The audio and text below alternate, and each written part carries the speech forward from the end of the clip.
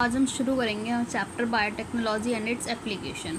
हमारी बायोटेक्नोलॉजी में जो एप्लीकेशंस है वो इंक्लूड करती है कुछ थेरापेटिक्स, ड्रग, डायग्नोस्टिक्स और जेनेटिकली मॉडिफाइंग क्रॉप्स हमारी एग्रीकल्चर के लिए, processed food, bioremediation, waste treatment और energy production.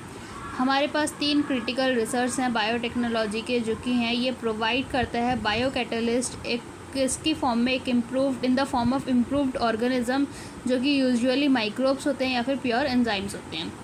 Creating optimal conditions through genetic engineering for a catalyst to act and the down streaming processing technologies to purify the proteins या फिर organic compound. एक optimum conditions provide करना एक catalyst को act कराने के लिए और उसको फिर डाउन स्ट्रीम प्रोसेसिंग के दौरान उसको प्योरीफाई कर देना, प्रोटीन को या फिर एक ऑर्गेनिक कंपाउंड को।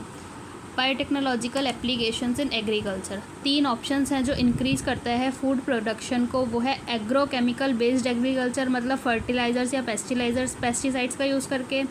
ऑर्गेनिक एग्रीकल्चर, जिसमें बायोलॉजिकल सब्सटेंस होते हैं। और genetically engineering crop based agriculture.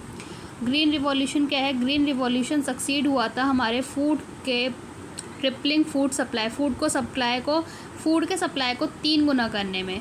Not yet enough, पर ये अभी भी इनफ नहीं था। Increasing yield due to improved crop varieties, use of better management practices या फिर यूज़ ऑफ एग्रोकेमिकल्स, जो कि काफ़ी एक्सपेंसिव होता है।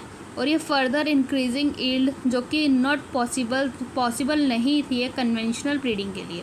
तो इसका अल्टरनेटिव देखा जाए तो अगर हमें एक मैक्सिमम यील्ड प्रोड्यूस करनी है तो हमें कम से कम यूज़ करना पड़ेगा फर्टिलाइज़र्स का और केमिकल्स का। तो उसके लिए क्या होगा, हमारी जेनेटिकली मॉडिफाइड क्रॉप्स, जो कि एक पॉसिबल सॉल्यूशन होगा। अब कुछ प्लांट्स, बैक्टीरिया, फंजाई और एनिमल्स जिनके पास ये जीन होती है हैज़ बीन अल्टर्ड, मतलब इसको चेंज कर सकते हैं मैनिपुलेशन से, जिसको हम जेनेटिकली मॉडिफाइंग ऑर्गेनिजम्स GMO भी कहेंगे।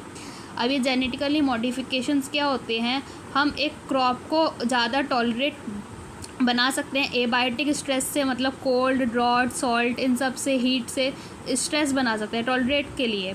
और दूसरा, reduce reliance on chemical pesticides, मतलब हमें कम से कम विश्वास करना चाहिए केमिकल पेस्टिसाइड्स को यूज़ करने में, जैसे कि पोस्ट रेजिस्टेंस क्रॉप।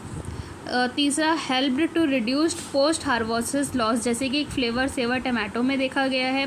और चौथा है increase efficiency of mineral usage by plants, जो कि प्रिवेंट करती है early exhaustion of fertility of soil. पांचवा है enhanced nutritional value of food, जैसे कि हमारी जो गोल्डन राइस है, जो कि विटामिन A इनरिच्ड राइस होती है। अब इन एडिशन टू दिस, इसी के साथ साथ हमारा GM क्रिएट जेनेटिकल मॉडिफिकेशन ने क्या करा, कुछ टेलर मेड प्लांट्स बनाए ताकि ये सप्लाई कर सके अल्टरनेटिव रिसोर्सेज को इंडस्ट्रीज़ के लिए, जो कि हमारे स्टार्चेस, फ्यूल्स और फार्मास्यूटिकल्स। अब एप्लीकेशंस जो कि प्रोडक्शन के लिए काम आती हैं ऑफ पेस्ट रेजिस्टेंस प्लांट, ये रिड्यूस करती हैं पेस्टिसाइड के अमाउंट को जो कि यूज हो रहा है। BT टॉक्सिन जो प्रोड्यूस होता है इस बैक्टीरियम से, उसको हम बैसिलस थ्योरेंजिनेसिस कहते हैं, जो क्लोन्ड होता है बैक्टीरिया से और एक्सप्रेस्ड होता है प्लांट्स में, ताकि ये प्रोवाइड कर सके रेजिस्टेंस टू इंसेक्ट बिना किसी इंसेक्टिसाइड के। तो in effect create a bio pesticide, जैसे कि BT cotton, BT rice, BT corn और BT cotton, tomato, potato, soybean etcetera. अब हमारा BT कॉटन क्या है, कुछ स्ट्रेन्स BT के, बैसिलस थ्योरेंजिनेसिस के कुछ स्ट्रेन्स प्रोड्यूस करते हैं कुछ प्रोटीन्स को, जो कि किल करता है लेपिडोप्टेरन्स, जो कि टबैको बर्डवॉर्म, आर्मी बर्डवॉर्म हुआ, और कॉलियोप्टेरन्स, जो कि बिटल्स हुआ, और डायोप्टेरन्स, फ्लाइज और मस्किटोस। अभी जो बैसिलस थ्योरेंजिनेसिस है फॉर्म करता है कुछ प्रोटीन्स के क्रिस्टल को इनके पर्टिकुलर फेस में, इनके ग्रोथ के पर्टिकुलर फेस में, जो कि कंटेन करता है एक टॉक्सिक इंसेक्टिसाइडल प्रोटीन। लेकिन ये उस बैसिलस को नहीं मारता। क्यों नहीं मारता? क्योंकि ये जो BT टॉक्सिन प्रोटीन है ये एग्जिस्ट करता है इनएक्टिव प्रोटॉक्सिन की तरह, बट एक बार ये इंसेक्ट में इंजेस्ट करा जाता है तो ये इनएक्टिव टॉक्सिन जो होता है वो कन्वर्ट हो जाता है अपनी एक्टिव फॉर्म में, because of alkaline pH of gut, जो कि सोल्यूबलाइज क्रिस्टल है।